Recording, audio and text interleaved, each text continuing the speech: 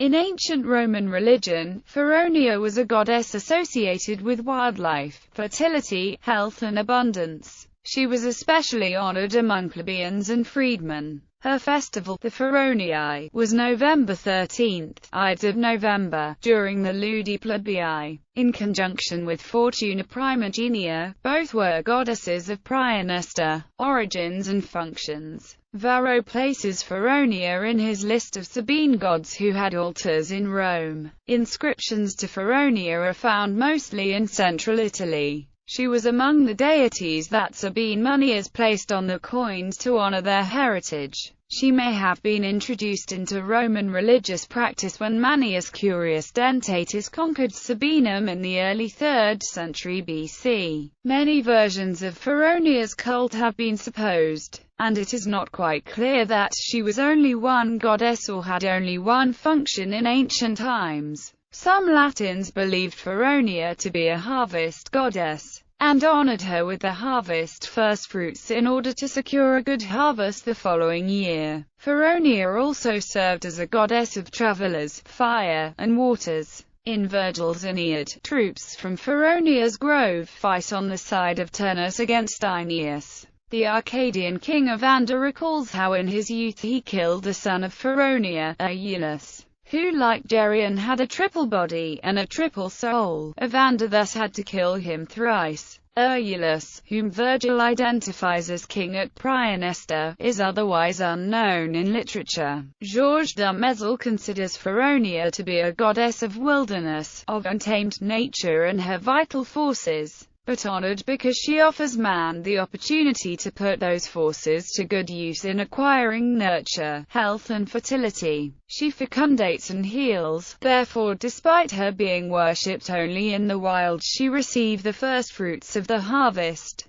because she permits men to domesticate the wild forces of vegetation, favoring the transformation of that which is uncouth into that which is cultivated. Thence her shrines were all located in the wild, far from human settlements. Two stories about her sanctuary of Terracina highlight the character of Feronia as goddess of the wilderness. Servius writes that when a fire destroyed her wood and the locals were about moving the statues to another location, the burnt wood turned green all of a sudden. Pliny states that all attempts at building towers in times of war between Terracina and the sanctuary of Feronia have been abandoned because all are, without exception, destroyed by lightning bolts. The goddess thus refused any continuity and linkage with the nearby town. Her lucus at Capenna was a place where everybody was allowed to come for worship and trade, attracting people from different nations, Sabines, Latins, Etruscans and other even from farther away, providing everybody with a neutral territory in which peace must not be perturbed.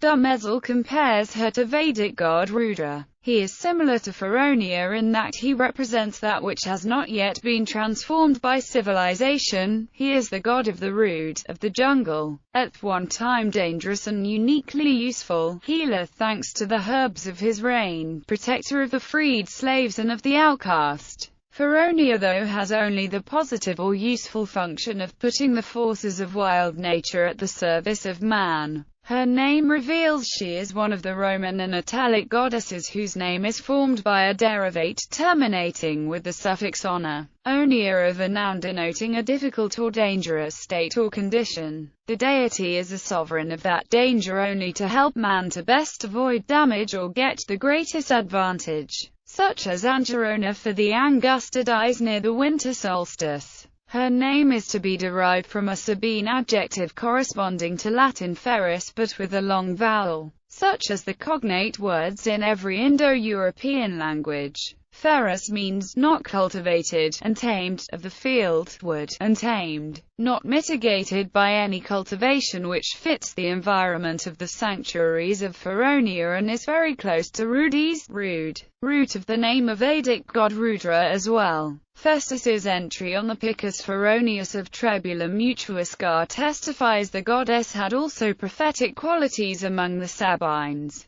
as did the Picus Martius of Tiura Macinae ascribed to the Aborigines. Cult sites. Feronia had a temple at the base of Mount Soracta, which was near Capenna. The Lucus Feroniae, or Grove of Feronia, was the site of an annual festival in her honor, which was in the nature of a trade fair. The place, in the territory of Capenna in southwestern Etruria, was plundered of its gold and silver by Hannibal's retreating troops in 211 BCE. When he turned aside from the Via Salaria to visit the sanctuary. Later it became an Augustan colonia. Its status as a colony is recorded in a single inscription, copied in a manuscript of the rule of the Fafa Abbey as Colonia Lulia Felix Luco Feronensis. Another important site was near Anxua, in a wood 3 Roman miles from the town, where Servius recorded a joint cult of the boy Jupiter, under the name of Anxirison, Juno the Virgin, whom he identifies as Feronia. According to another tradition, slaves who had just been freed might go to the shrine at Terracina and receive upon their shaved heads the pilus, a hat that symbolized their liberty. Her temple in the Campus Martius, in what is now Lago di Tor, Argentina, was probably located in a grove as well, according to an inscription found on the site. It was established before 217 BCE. It may have been dedicated by Curtius Dentatus following his victory over the Sabines. His building program also included the Annae Vetus, a major new aqueduct, and a number of fountains near the temple. Feronia's cults at Aquileia and Terracina were near springs that were used in her rites. The Augustan poet Horace speaks of the water of Feronia, in which we bathe our face and hands. The Feralia on February 21 is a festival of Jupiter Feretrius, not Feronia. Friedman and Libertas.